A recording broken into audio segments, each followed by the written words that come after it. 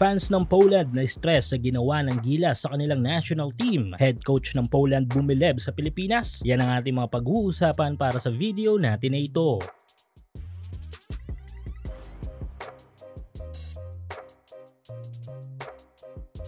So kanina nga ay naganap na ang last at final tune-up game ng Gilas bago tumungo sa Latvia para sa FIBA Olympic Qualifying Tournament, at dito ay nakaharap nila ang ranked number 15 sa world ranking na Poland national team. Isang hindi basta-bastang kupunan na tinambakan lang ang national team ng New Zealand ng 29 points sa kanilang naging tune-up game, at kung usapang kondisyon at chemistry ay tila kamadaya ng Poland sa kanilang national team dahil halos buwan na rin silang magkakasama sa team. At ang maganda pa nga dito ay marami na silang mga friendly game na sinalangan. Idagdag pa natin ang NBA player na si Jeremy Sohan na nagbuboost ng opensa o kahit nga sa depensa ng kanilang team. Mahirap din kasing ibaliwala ang sinasabing next Rodman ng NBA. At sa mga info na nabanggit ay tiyak na may imagine natin kung gaano kasaklap ang aabutin ng Gilas sa Poland sa laban nila na ito. Pero tila nga binaliktad ng Gilas ang expectations ng marami dahil sa kupunan na tumambak ng 29 points sa tall blocks ay tinalo lamang tayo ng 2 puntos sa final score na 82-80. Kung tutusin talaga ay malaki ang tsansa na mapasa atin ang laban na ito, kundi lang sa mga turnovers at pagiging maalat ng ating mga players sa free throw line. First quarter pa lang ay binali na ng Gilas ang expectations ng marami dahil kinain lamang ng mga ito ng buo ang depensa ng Poland with sparse standout player na si Jeremy Sohan. Pag-akyat ng second frame ay dito na umibabaw ang Poland. Nagsimula ng kumagat ang opensa ng mga ito habang inaalat naman ang Gilas. Third frame medyo nagising nga ang opensa ng Gilas, though lamang pa rin ang Poland ay hindi na lumalayo ang score. Kudos sa Gilas sa fourth quarter dahil hindi tulad ng dati na biglang collapse na lamang tayo. Pero dito ay talagang humabol tayo, napiga ang outside shooting ng ating national team. Sayang nga lang talaga at sobrang kapos na sa oras. Yes, kita pa rin natin ang ilang mga hindi patas na mga tawagan lalo na sa mga fouls, which is common yon dahil home court advantage nga. Pero still,